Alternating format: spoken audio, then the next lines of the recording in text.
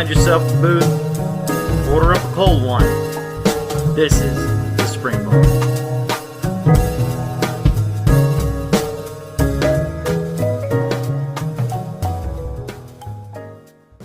Hey everybody, welcome to Spring Bar. Glad to have you here. I am Mike. That is Joe.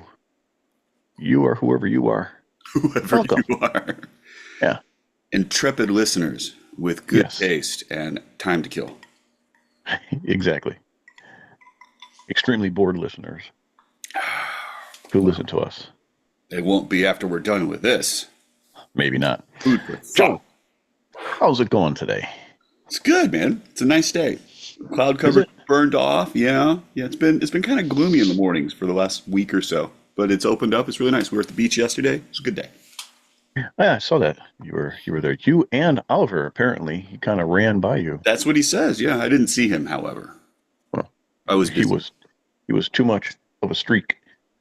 That and we were down sort of below the cliffs, and my view was better. So, Gotcha. what's going on, man? Not a whole lot.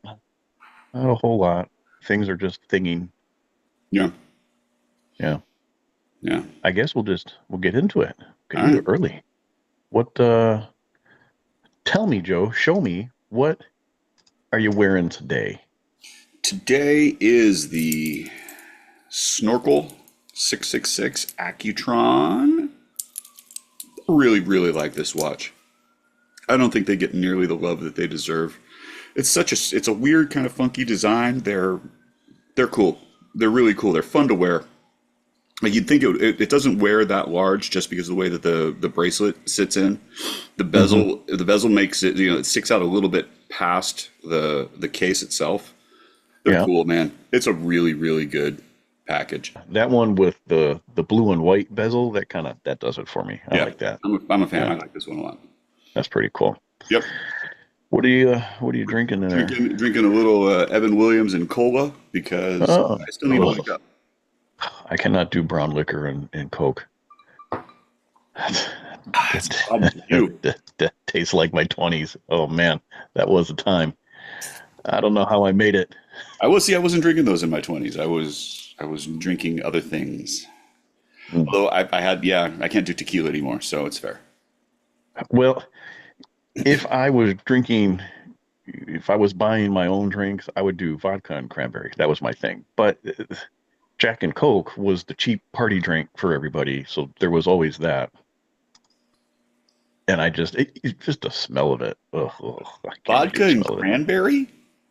You've never had that? I have had that, but I am not a member of the cast of Sex and the City. You think you know a guy. Vodka and Red Bull? But wait, hold on a second. It says the guy who's always drinking Trulies. Oh, yeah. Have you had them? They're delicious. Yes, I know exactly what they are. What's the problem with Trulies? I'll drink a ton of those. Okay. What? Put in the comments. What's worse, vodka and cranberry or Truly? Oh man. What about you? What you got? I'm just going to throw it up on screen so you can see it nice and big. I am going to make you twitch. Oh, that fucking thing. Yeah. It's quartz, right? It's quartz. No, it's not quartz. It's an automatic. What is it? A Seiko? The Seiko automatic.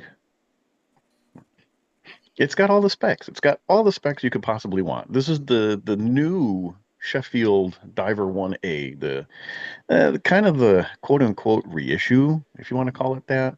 Like Sheffield went defunct, and then a guy bought the rights and the name, and it really is kind of recreating what the watches, from the 60s and 70s were, just in a modern package. If we're being honest, it's a really cool Seiko mod watch. Yeah, that's the way to say that. That's what it is. Was it 41? 40. Question mark? 40 might even be a 39, but I think it's a 40. Definitely not 41. It looks like it doesn't. I mean, obviously it doesn't wear big, but it looks big. Well, in the photos, they always look big. Well, yeah, except, but right, you and I have essentially the same size wrist. right? And we've got a lot of the same Mhm. watches. And so if I look at what I'm wearing right now and I look at that, it's like that looks way bigger than this does. And this is like 39. So that's interesting. Well, I don't know. When I'm looking at it on my wrist, it doesn't look as big as what it does in the photo. We're gonna stop using that fisheye lens.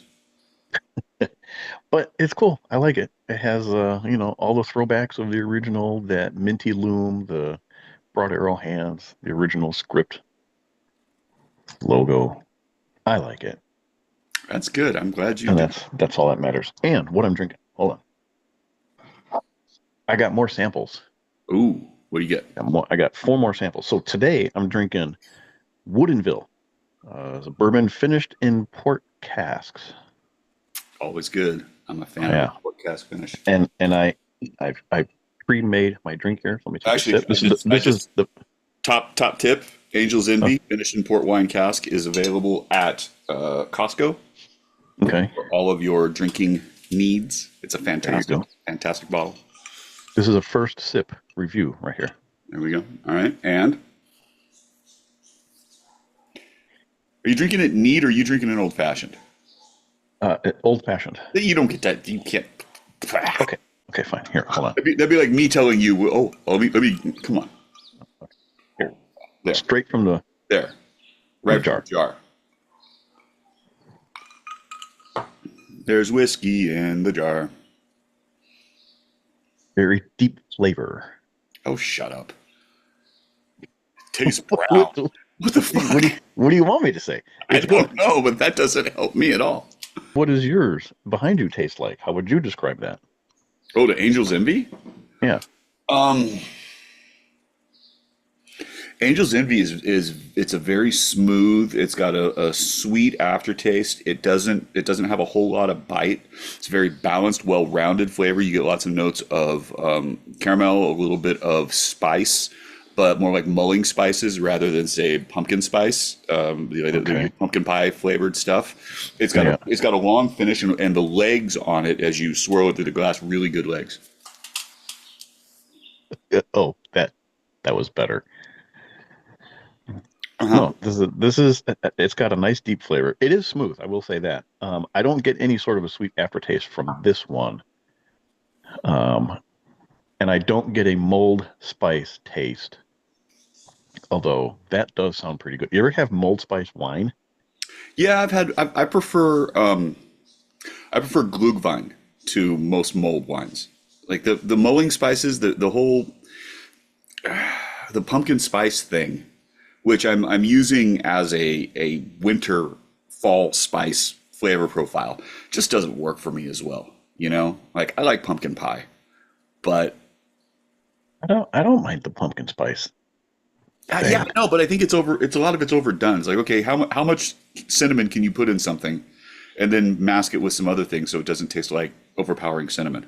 I like horchata. See, I don't like horchata. I'm Really? Oh, much more so no, good. don't like horchata at all. I'm much more of a Jamaica guy. Hmm. Well, yet another thing we don't agree on. Just add it to the list. Surprise! All right. What did Uh, you get anything new this week? I do have something new. I don't know if you're ready for back to back. Oh, See, there's right there. That's the reaction I was waiting for. Oh, I forgot. I yeah. blocked it. He blocked it Oh, and from your I mind. and there it is in all its glory. Holy shit! I got Oh, I the hate that new. watch. Okay, hold on. I've got an argument for you for this one that will make you appreciate this watch. Hang on. Do I need to? You talk about your watch. Let me get some more ice because I feel like I'm going to need a bigger drink for this. I accidentally purchased the new Yama Yachting Graph, the Second edition. Say that again. Second. The Second. Second. Second. This is a different take of the 2024 Yachting Graph Croix-Sarit. Of course, Yama did the yachting graphs in the 60s and 70s. Then they did a mechanical reissue. When would they do that one? Around 2019, 2020, I believe. And then they have this one. This is the Mecha Quartz version. The subdials are flipped because it's, a quartz based movement, but it still holds all the essences of what the yachting graph is. Now, for this year, they partnered up with Secon and they did a graffitied style dial and a couple other little Easter egg nods to what Secon usually does with his watches. This is actually pretty cool because it's more than what he typically does, which is changing out a second hand, changing out an hour hand. Um, a couple of times a year, I would say, over the last maybe 3 or 4 years, he partners with a brand and kind of gets free reign of more than just the hands. So he's done, excuse me, Christopher Ward. He's done Louis Erard. He's done Frederic Constant. But anyways, this is his latest. So he's got.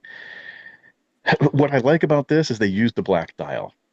In the 2024 edition, they did a white and a blue dial, and there never really was a white or blue dial. There was always a black dial with the red and blue subdials. It really makes the subdials pop a whole lot more. I like that he went with the black dial. The subdials are hand painted. The start and stop pushers for the chronograph are made to look like the little caps on the spray paint cans. It's really cool. It's a really cool version of this watch. I will go on a limb and say I like this more than the blue dial version. Doesn't mean I'm going to get rid of my blue dial, but I like wearing this one a whole lot more. Take it off the screen. Drop it. I don't want to look at it no more. It's this version, and I know you're going to hate when I say this, is about the artist and the artwork. Yeah, I hate that too. Okay, can you at least be happy that I'm happy? You're thrilled, and that's great. And you wear your spray paint on your wrist, and go tag some train cars or whatever else it is that you need to do in order to get your inner artiste out. Oh God, go right ahead with your bad self. I have to tell the story real quick of how I acquired that watch because again, it was an accidental purchase. I knew it was coming out. I saw the photos of it. I really wanted it.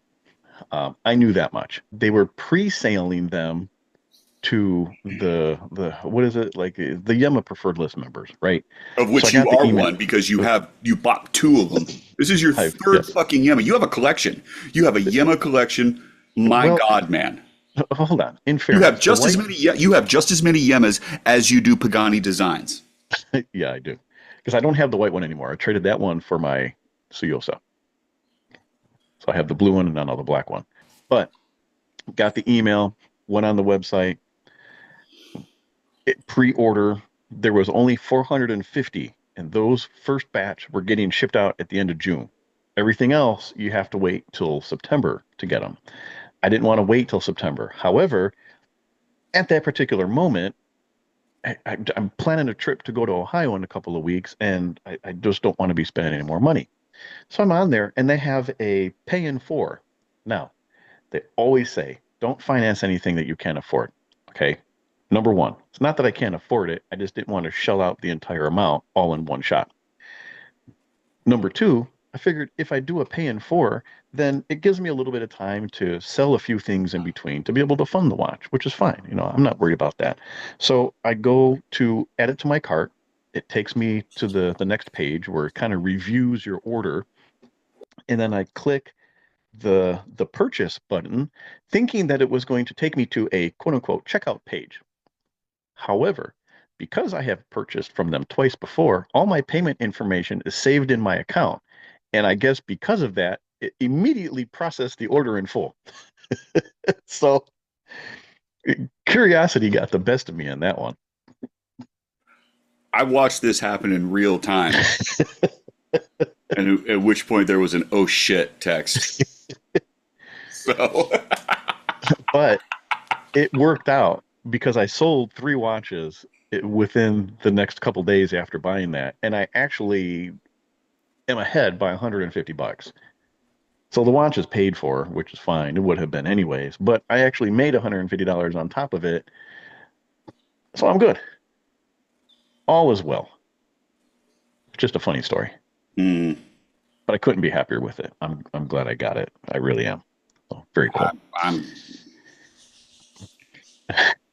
Thanks for your support, Joe. I'm glad I can count on my friends.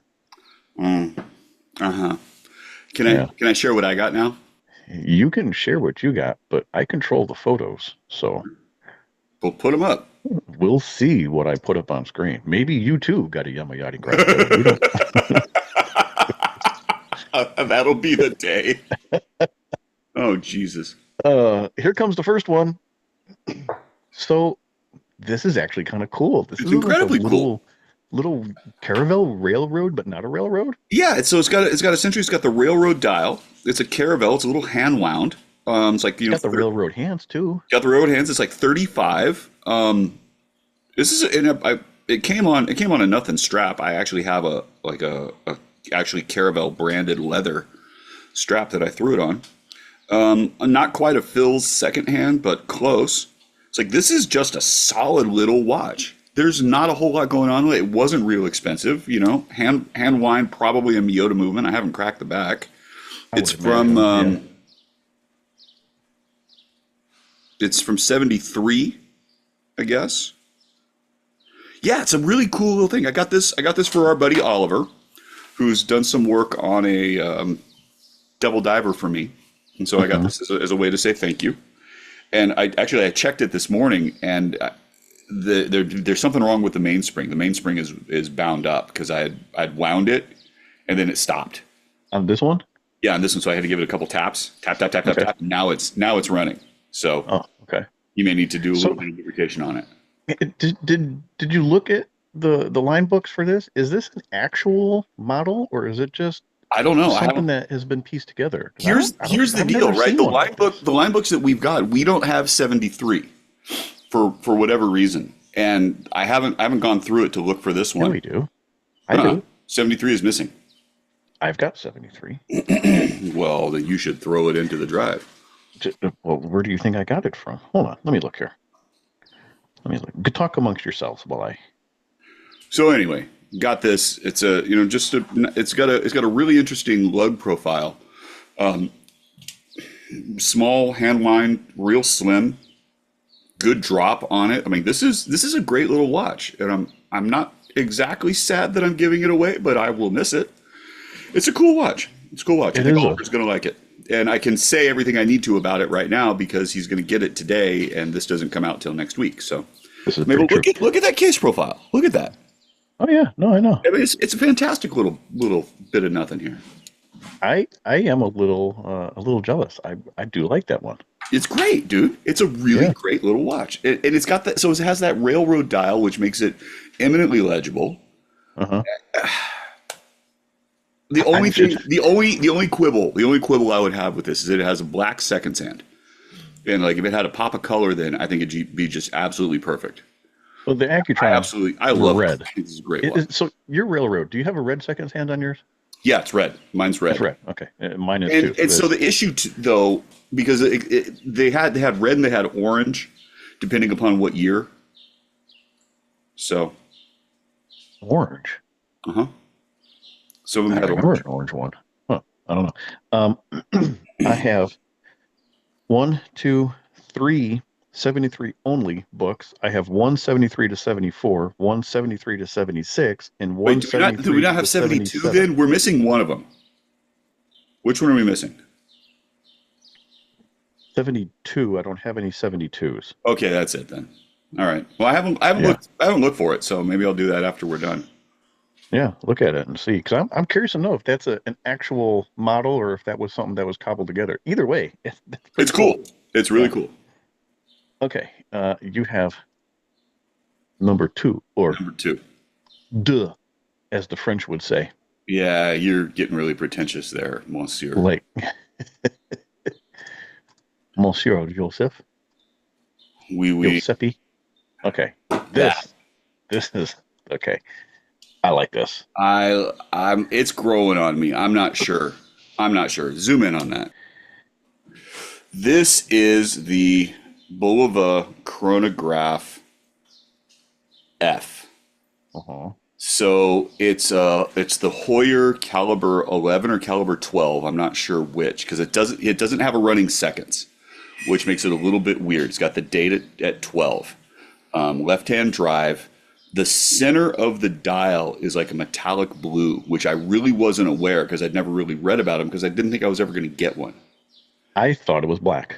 Right, it's a metallic blue. I thought it was black too because like all the pictures we've ever seen have been black and They're white. all in black and white. Yeah. Yeah, it's big. I'm not gonna lie, it's a big watch, but it's pretty damn cool. But It's pretty damn cool. It's that funky, chunky 70s big. Like Yeah, it's yes, it is. large, Yeah. but it works. Yeah, it is. So it's a Hoyer caliber, and this is the first automatic chronograph. So it's got that micro rotor. It's like who made the module? Whoever made the module. Dispas or some, I don't know. Yeah, It's I'm French. drawing blank too. Mike should know because he's all about the French now. Okay. He's going to get a lip watch next, so watch out. Anyway, I do kind of like those. yeah, this showed up, and I do a weekend search, and I look through all sorts of stuff, Bulova, and I used to do it daily. Now I just do it weekly. And I went through and I checked everything, and I took a look. And it showed up, and I think it started at like 99 cents. It was cheap as hell, and it ended up going for well under $1,000. And it was kind of like I forget. I put in a bid that I thought was fair, and I got it for under that. So, and generally speaking, these are $1,500-$1,600 watches. yeah, and I got it for well south of that. Yeah. The deal is though, so you look at the bracelet that it was on. That's from the Accutron 2 snorkel.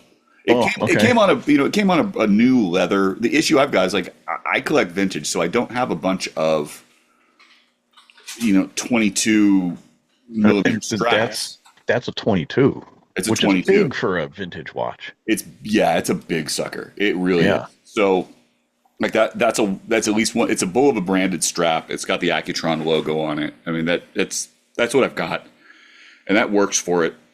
It's okay. It's okay. It's got obviously it's used. It's got a couple beauty marks on it. Like it looks like it got hit with a pebble right up around the 1 o'clock marker, the 1:30 marker. But it's a cool watch. It's definitely growing on me as what I'm not sure if this is a catch and release or if it's something else, but it's nice. It's a nice watch. So I had the one that the mystery collector had gotten. Right, and that's the E. Yep. And so it's got that minute track, which is a little bit different, and the black sub, because that's the one I picked up. I drove out to get that. Yeah, and if you see, it's on that That president bullet, bracelet, which I think will change the way that watch looks for you. It looks a whole lot better on that mesh than it did the strap. But if you put it on the right bracelet, I don't disagree with you. I don't disagree with you. I bet you it turns into a keeper. We're still in the honeymoon phase, so we'll see. But I'm telling you, spend I've the been money. I've been reaching for it a lot, so we'll just we'll throw that out there. Spend the money. Get they're not even that much, I don't think. The 22 millimeter president bracelet. Put it on there. Yeah, no, you're right. You're right about that. It's a good look. Yeah, you're right about that. Yeah.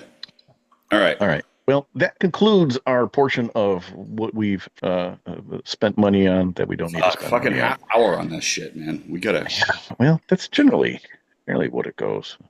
So, what are we talking about today? Because this is your topic, and I don't understand it, and you need to go.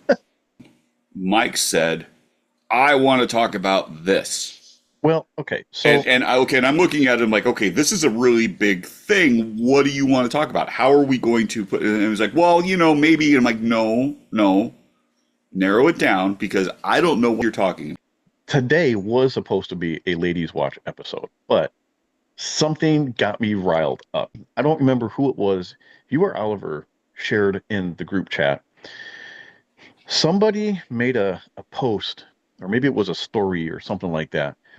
And it said, well, nobody wants to talk about this, so I guess I'm going to have to be the one. And in there, and I'm paraphrasing here, something to the effect of, I listened to a watch podcast recently, and in it, they were talking about They wish that people would think less about price when making the purchase of a watch. Clearly, they're so far disconnected from reality.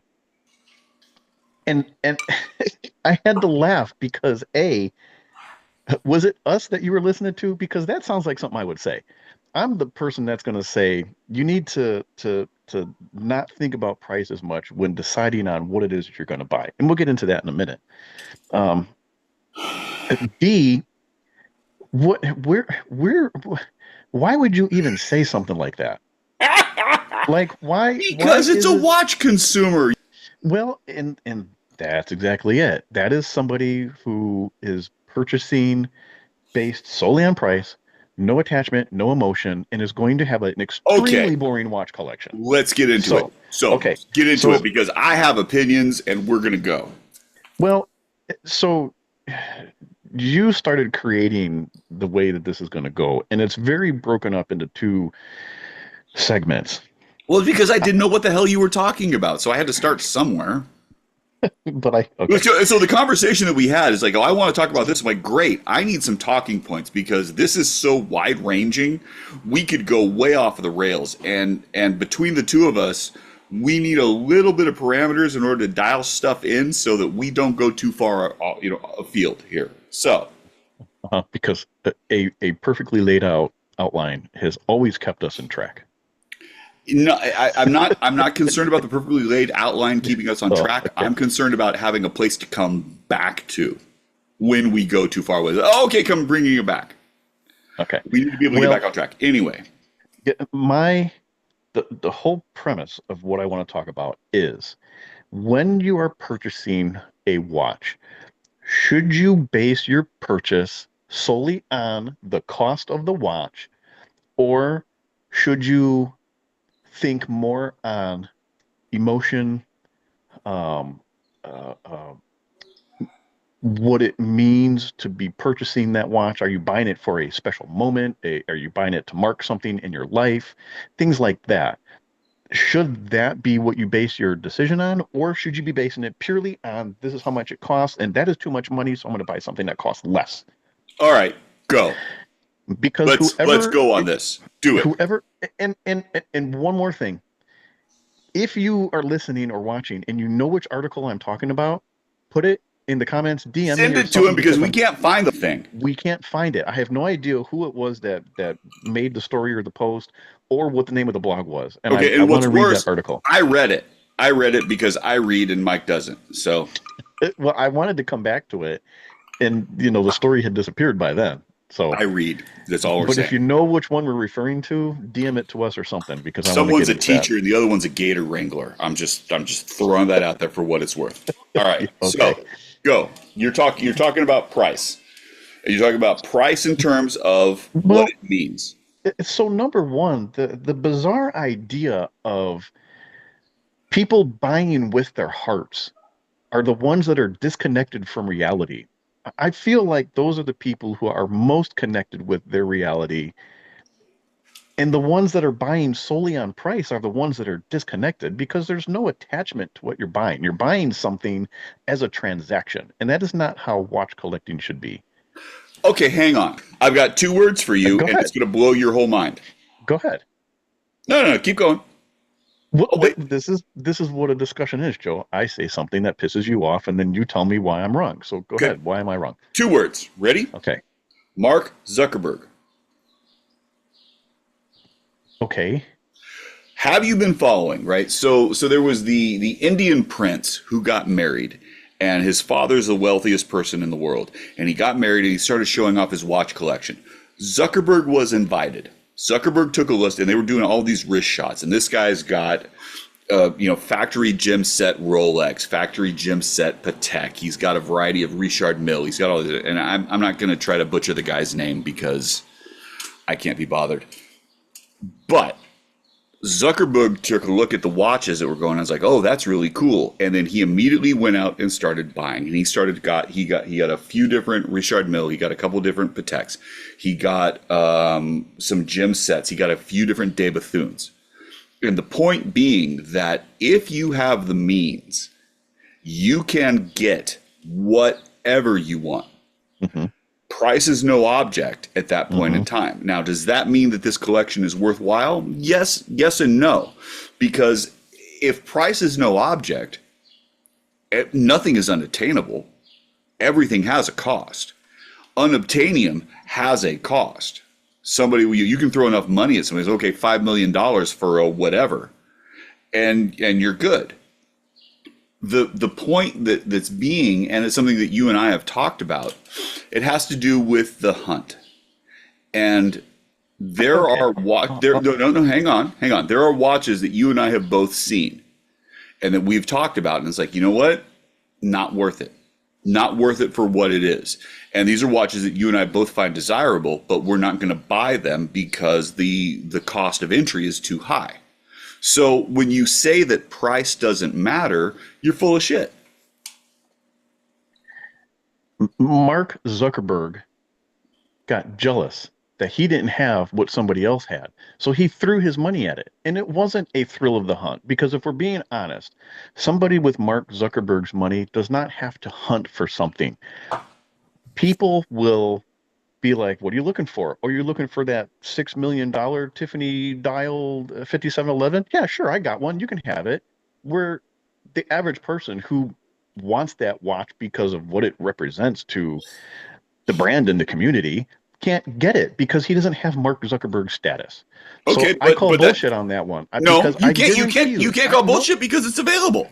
It I is can call bullshit available. because no, listen, because Mark Zuckerberg, I guarantee you, does not have an emotional attachment to any of those watches he bought because he didn't have them and he was jealous. Come on. That may be the case, but it doesn't change the fact Okay. that no, but it doesn't change the fact that he has now got and he has amassed a elite status watch collection with no understanding and no Okay. Does bearing. he care about it really though? Maybe not, but it doesn't change the fact that like he probably has a watch Sherpa Okay, whose but job it my is like, point okay, this is is a watch you should get. And he's my also point. doing it, whoa. He's also doing it from a financial backing. This watch is investment quality. This watch is investment grade, which we as collectors know is not the be all end all. Like if you are looking at watches as an investment, you've got a problem. And we know that that's the case. However, when you are in the upper echelons of watch collecting, when you have a Patek AD on speed dial and you are called about the newest releases from whatever brand, you know, when you don't have to wait, when you go into the Rolex, you don't get put on a wait list because you go into the Rolex AD and you can get a gem set Daytona. At that point in time, this is not apples to oranges. It's a much different thing. And so when you say that you know money doesn't matter, money absolutely matters. And your ability to and your willingness to spend on it Okay, but completely matters. you're looking at money mattering and not mattering from a very different perspective than what we're actually talking about. What are we actually talking about? Because you We're still haven't talking put it. about the average person. We're not talking about the Mark Zuckerbergs and the Jeff Bezoses of the world because they can buy whatever they want and I don't give a shit. And that's great for them because they have found a way to play the system and earn the money and they can have whatever they want to have. They can go and enjoy it on their giant yachts and I'm fine with that. Those people are not listening to our show. I'm talking the people listening If to our show. Zuckerberg put something in the comments, oh my God, dude. Then I will eat my words. That's so fucking Okay. funny. That's so funny. Holy shit. But I'm talking about the quote unquote average collector who doesn't have the endless means to go out and just curate a collection because they were jealous of what somebody else had. I'm talking about the person who saves to buy a meaningful watch or the person who has to, buy within a certain price point. All right. Well, But let's. but but the thing that I have a problem with is the statement that was made of the people who are buying with heart are disconnected from reality and it's all about the price. That's the problem that I'm having. I Because don't. that's not But how you should be buying watches. It's not how you should be basing your choices. hang on with that though. Okay. So what are these hallmark these benchmark moments for a watch collector? Birth of a child, Mm-hmm. Achievement of a goal, Well, the graduation, birth of a child, graduations, right? anniversaries, birthdays, things like Anniversary, that. wedding, blah blah blah blah blah. Right. So Yeah. milestone moments. Yes. Mm-hmm. Okay. Mm-hmm. I teach public school. Okay. Okay. You wrestle gators. Neither of us, for whatever situation, will be purchasing a Rolex Daytona. And that's fine. We don't have to. Okay, but for this benchmark occasion, neither of us are going to be getting a watch like that. We won't be. Because if we had that kind of disposable income, we would probably be buying a house. Okay. So along the lines of what you're discussing, and I'm not going to go crazy here. Well, no, I'm not going to go crazy because Oh, we can talk do I need to go about, get more alcohol? Is this what's going on? neither one of us is going to buy a date just. No, neither one of us is going to buy a date just because that is above the price bracket of which we operate in. And that's fine. We have a price point that we operate in, that we have the financial means to do so, and we're not trying to reach outside of that. Okay, Now, but that said, that immediately torpedoes your argument. it does not torpedo my argument because I'm going to tell you why. Okay. Oh, For your 50th birthday, yes, your wife went out and purchased the Merlot dial Jetstar reissue correct. for you. Yes, Okay. It's no secret that we know that watch retailed for at the time, what was it? $695, $700? if that, yeah, yeah, Okay. What I'm talking is if she went and was looking at that watch and maybe one or two others that were $100 or $200 cheaper. And she's like, oh, well, I have these three options. I know he likes that one, but this one is the cheapest of the three. I'm just going to buy him that one. That's what I'm talking about. She knew, no, no, no, no. She knew that it was a Bulova, that you like Bulova, you collect Bulovas. It was a Jetstar, it was meaningful to you, to our relationship, to the show, to the brand. And that is the one she chose, not based on the price, because at that point, price didn't matter. She could afford to do so. She bought that one because that watch meant something. She didn't buy you a birthday watch based on the price. Otherwise, she would have gotten something cheaper that didn't mean as much to you. I disagree with your premise, and I disagree with your premise on a very fundamental level because you and I have both gone and and to the point there's like a majority of our group chats, of which you and I are involved in what, six? So, what's the premise of the majority of our group chats that you The disagree with? majority of our group chats, and I do this on Saturdays because Saturday is my day. I wake up early and I go and I start looking through watch listings.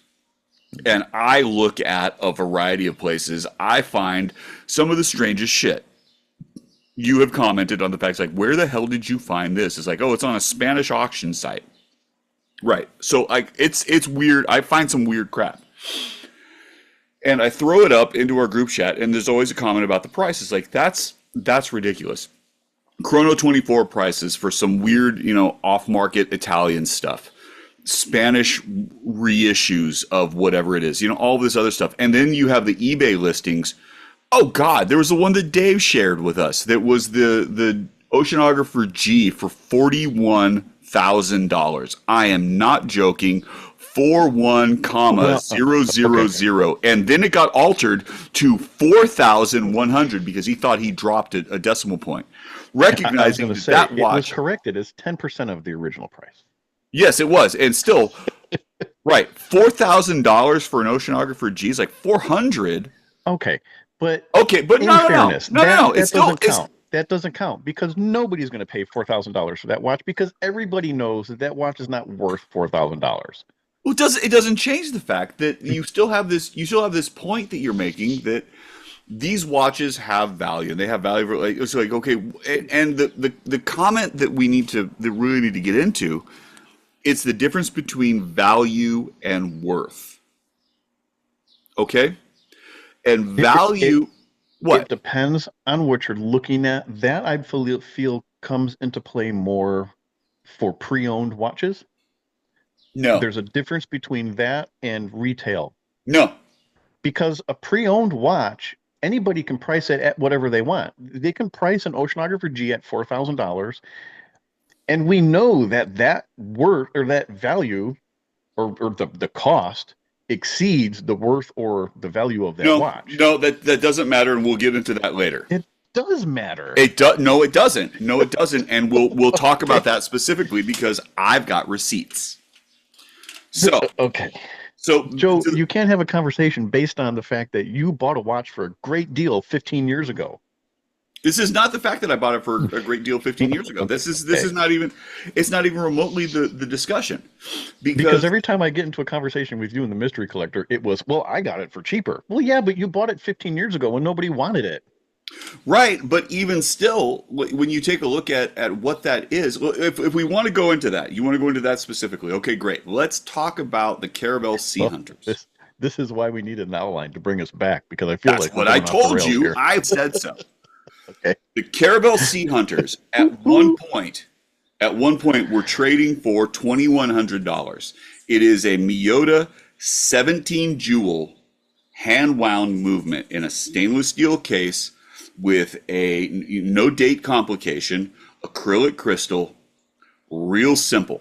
And those watches were $2,100, and they were going for that all over the place. And if you could get one with a really nice faded bezel that had that sort of that going to Merlot, even more. That's a $300 watch at most. At most. I've got all of them. I think I've got all of them.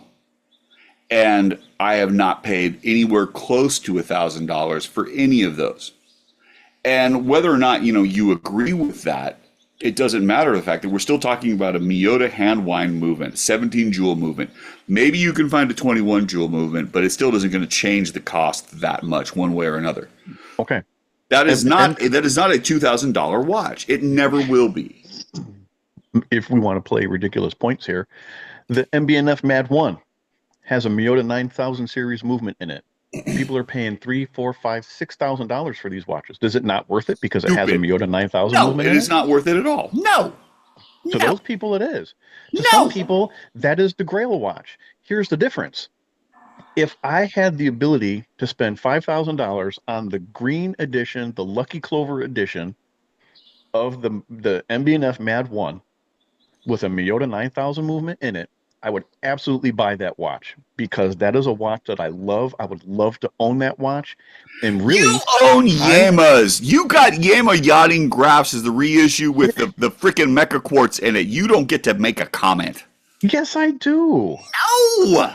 Oh, It you're doesn't wrong. matter. The Yama Yachting Graph, the new edition, the one that I just bought, it has been a goal of mine to own a second edition watch. And that is why I appreciate that one so much because A, I like the brand. B, I like the yachting graph. And C, it's a Second edition. And it was a goal You're the of mine guy. to own one. You're the guy that has the Louis rod regulator. That's Yeah. who you are. Okay. And And that's a watch you won't send to me because you're afraid it's going to get lost in the mail. Okay, but still, so this still sort of goes back to our whole conversation. That, like, if you're not in that price bracket, doesn't that kind of prove the point? That no, because we all operate in our own price brackets. If you're looking to buy a watch, you're looking to buy a watch for an occasion. I'm thinking about your daughter. I'm thinking about my son. He graduates high school in 4 years. I'm probably going to get him a watch. Your daughter's going to be graduating soon. You may buy her a watch. What's the price range that you're going for? You're not buying her a Datejust, I'm probably not doing the same thing. I might get a Bulova Datejust, but it won't be a Rolex. Let me put it to you this way. Say my daughter gets married. Okay. If I want to buy her a Cartier for her wedding, as a wedding gift from a father to a daughter, my only daughter getting married, she's leaving the comfort of mom and dad. If that is something that I want to save my money for because I have it in my mind that I want to buy her a Cartier, That is the one thing that I want to give her.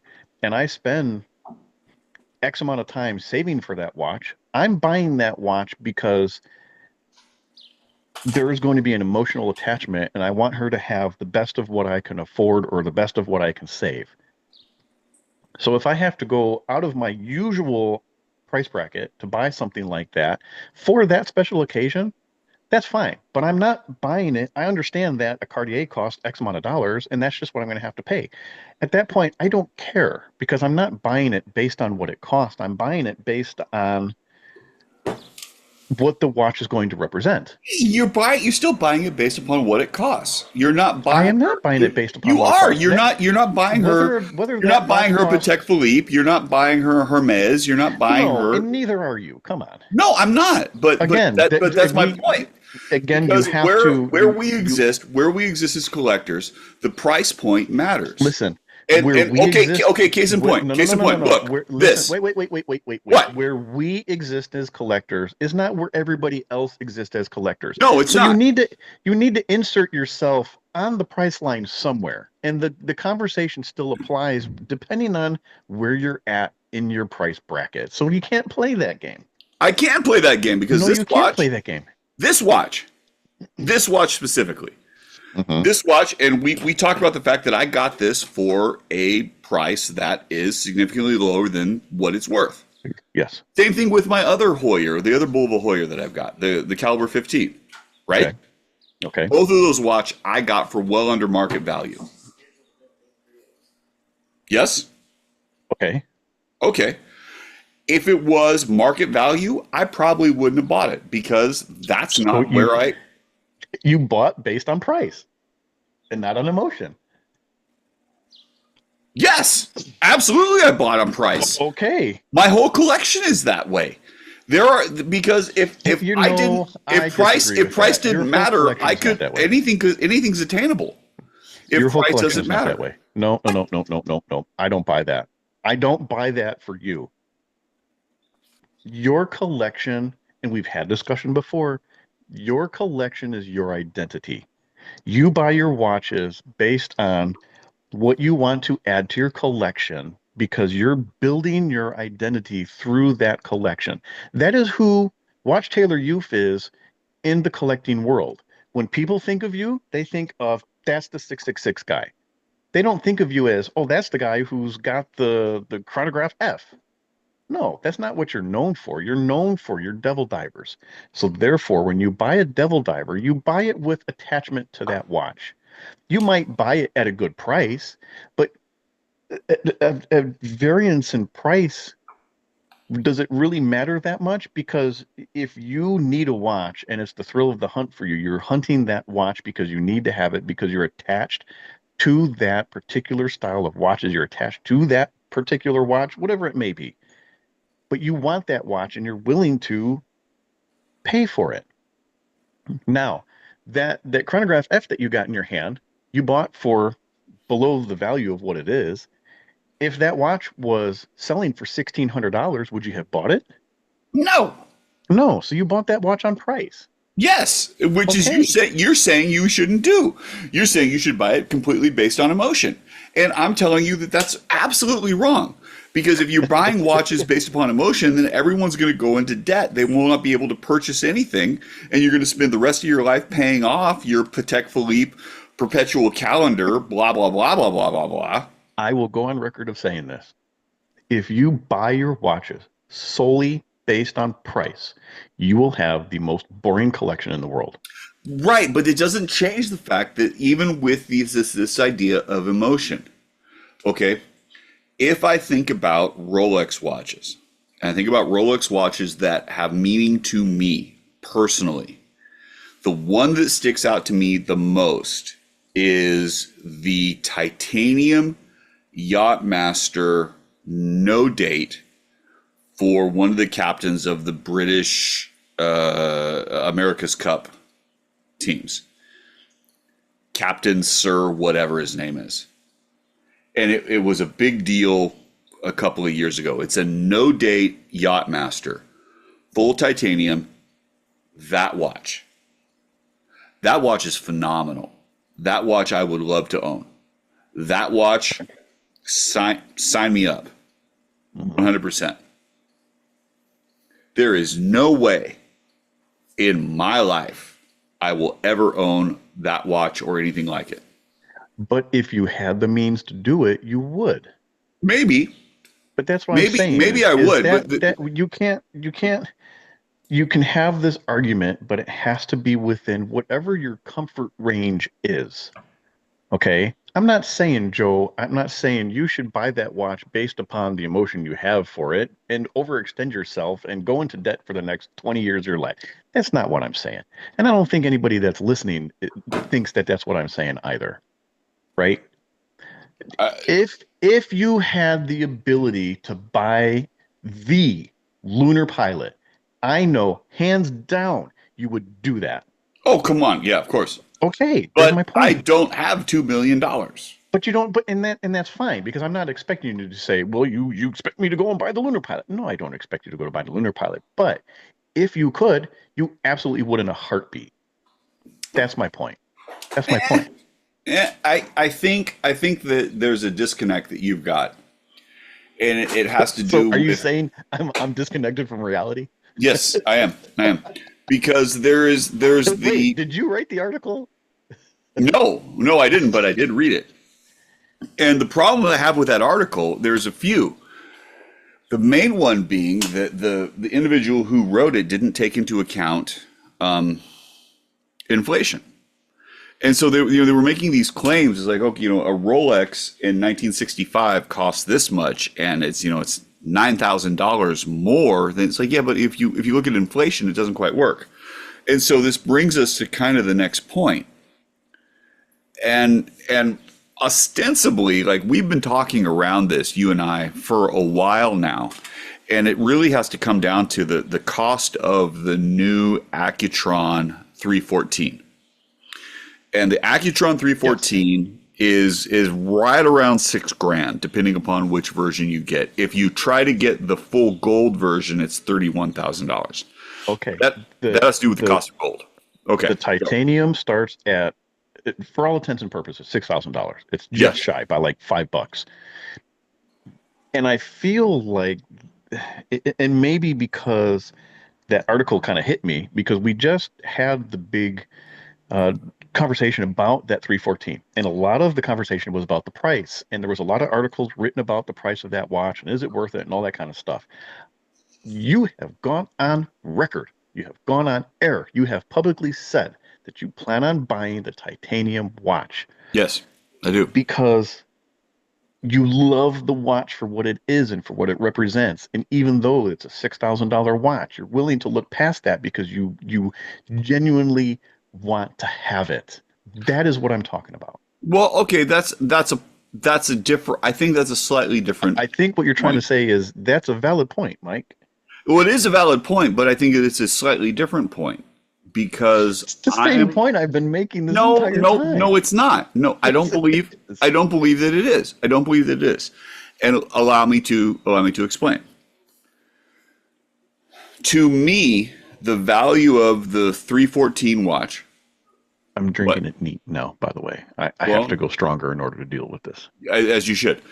The value of the 314 watch, to me, the difference between that and you start to work at inflation, the difference is negligible. If we take a look at, and I have the data that goes with it. So the Royal Oak, Expect nothing less. the Royal Oak in 1972 had a value of 3,300 Swiss francs. And if we adjust for inflation, that in 2025, that makes it 9,260 Swiss francs, which works it out to about $11,611. Okay? Royal Oak. What's the actual retail of a Royal Current Oak? price is 13,600. Oh, so we're not that far And, off. well, no, we are that far off because the market value is 31,000, which means, and this is where the whole flipping thing comes in. If I get the, no, you can't go market value because those were you were not giving a market value price back in what year was it? 1972. Okay, 1972. I guarantee you that was the retail price. You got to compare apples to apples, Joe. I am comparing apples to apples No, because you're nobody. not. Market No, value is not apples to apples. today market value is because no one was paying over market value at that time. Not for that watch. That watch didn't sell hardly at all because it was a steal. It If you're was looking at a steal retail watch. value for retail value, that watch is right on point with where it should be. No, it is not. I'm Yes, sorry. yes, it is. Excuse me. Whoa. Excuse me. If we're talking about a retail cost of $13,600 and the market cost, what you can buy one on the used market for a 2025 at $31,000, I'm sorry. Okay, then the market value of 1970, whatever the hell year you said it was, is 1972. No, $53,000. I'm those just going to make up a watches. number. No, those watches didn't sell. That was the point. The watches didn't sell that well. If we keep going though, this is where things get to be really interesting to me. Seiko 5. Okay. Seiko 5 launched in 1970. Uh-huh. And in 1970 the price was, depending upon variations, right around $50. Okay? And if you adjust for 2025 pricing, that makes it about $414. Yeah? Okay. Okay. Current price of the Seiko 5, the whole new reissues that they've done, the sports watches that they've done, they're great colors, and that watch is fantastic. $450. What's market value of that watch, Joe? Doesn't matter because you can buy it at retail. There's not a wait list for a Seiko 5, Mike. I love you, Joe. There's not a wait list for a Seiko 5. So this is where we have this conversation. And when you start talking about watch value, there's this idea of scarcity and these things that go with it. And scarcity becomes a harder question to judge. It becomes a bigger problem.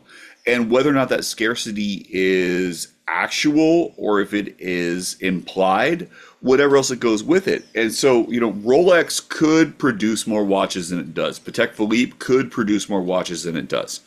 They are going out of their way to make sure that their watches maintain value. And the question that really comes down, the De Beers of the watch world. Well, that's a part of it, because the question that we have to start asking when you really start looking at watch value is, really? Is a Grand Seiko worth that much less than a Rolex? Really? Honestly, I don't know that it is. I don't think that it is. I have very publicly said that I am not a Rolex fan. However, yes, a Rolex is worth more than a Seiko 5. But given what goes into a Rolex, it's worth more than a Seiko 5. Okay. What the number is, I can't say, but I don't disagree to some degree. I don't disagree with you that it is. And this is when you start getting this idea of research and development, not marketing. Not marketing, because is a Seiko 5 worth less than a Rolex? I don't know. The Rolex is a fantastic watch. The Seiko 5 is also a fantastic watch. And realistically, that watch is going to be just as valuable and just as useful and just as functional, right? And so you talk about this halo effect, really, when we start And in talking fairness, about there are watch some brands. vintage Seikos that are just as much as vintage Rolexes. Oh, without question. Like you look at like early Seiko, King Seiko, et cetera, et cetera, et cetera. All of that stuff has a significant value that goes with those watches. But listen, my whole point, if I may, is I really don't care if you buy based on price or if you buy based on emotion. Whatever you do to buy a watch, that is your thing. It has nothing to do with me. All I'm saying is for the people who buy based on emotion, don't say that we're detached from reality because that is so far from the truth. That is the problem that I have with this entire thing. If you want to buy based on price, that have at it. Have fun with it. Enjoy your boring watch. Because I think that that's what's going to happen if you buy based on price. You bought based on price with your chronograph F, and you said at the beginning of the show, you don't know if it works for you. No, I don't. But that has very little to do with the value of the watch, right? I like everything that this watch represents. I like the caliber. I like the design. I like everything with it. And it still doesn't change the fact that, okay, me as a collector, this doesn't necessarily fit into my collection. Is this a watch that I need to get rid of? This is a watch that I need to move on? I don't know. Is this a watch that I could maybe make a profit off of? Or is this a watch I need to take a loss on because it does not fit with what I've got going? The watch you need to take a loss on. Sell it to me. Well, we can talk. We can talk. But that's my point. My point is don't tell me that I'm out of touch with reality just because I base my purchases on what really sings to me in my heart, because that's how I buy stuff. I've never bought anything based on price. I have bought stuff based on. I disagree with that. No. No, I disagree with that 100%. I will buy things based on being within my price range, but even if it's at the top of my price range or a little beyond, if it's something that I really want, I will buy it. But okay, fine. Back to the beginning. Dotting graph seconds. Okay. Did not intend to buy that. More than what you wanted to spend. Bought it anyway because, buy it now. Click. Information was... It's not more than what I wanted to spend. It was more than what... No. We talked about this. It was more than what you wanted to spend. No, it's not more than what I wanted to spend. It was totally more than what you wanted to spend. You had to sell things in order to afford it. Okay, listen, because that is what we do. If we want something, we sell stuff out of our collections. You are guilty of the same thing, so don't. No. I'm not that guilty. I don't sell hardly anything for what it's worth. that right there. That's true. No. I lose money all the time. Don't give me that shit. I know you do. That watch was not more than what I wanted to pay for. I knew I wanted that watch. I knew I was going to buy that watch. The point is I was going to do the pay in full so that I could sell stuff to fund it, because if I wanted the early delivery, I had to buy it then. And that was an easy way to buy it then and not be out of pocket. I had the money. I can afford the watch. That's here nor there. It's just a funny story as to how I got into the watch. That was not more than what I wanted to spend. Have fun editing this shit. That's all I'm going to say. All I know is we've provided the argument that everybody has come here for. They have no idea what we're talking about at this point in time. And that is what we do. We're big podcast, and we're confusing the masses to be able to go out and make poorly informed choices. And on that note, Joe, I don't have a last call. I thought I did. I don't. I got shit. Either. You got nothing? Call. No. All right. My last call is always the email and the Instagram names.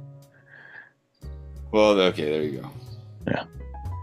So, Joe, how do we get in touch, Mike? There it is. Well, today, Joe, you and I, we make a Spring Bar Podcast. You can find us on Instagram at the Spring Bar Podcast. You can email us at the Spring Bar Podcast at gmail.com. At the Spring Bar. Just don't email us. On a personal level, I am 120 clicks, all spelled out, one long word, 120 clicks. Joe. I am Watch Taylor Youth, EUPH, all one word. And I'm out of drink. I am also out of drink. Oh, I should point out that my new glasses, courtesy of Joe. Similar. Because until then, you're drinking out of fucking tiki glasses. I was drinking my bourbons and whiskeys out of these, and it just doesn't quite go. No, that's not So right. Joe had a little sympathy on me and sent me some actual lowball glasses. Well, Joe, until I pour another glass in your honor. In my Cheers. honor. Perfect. Cheers.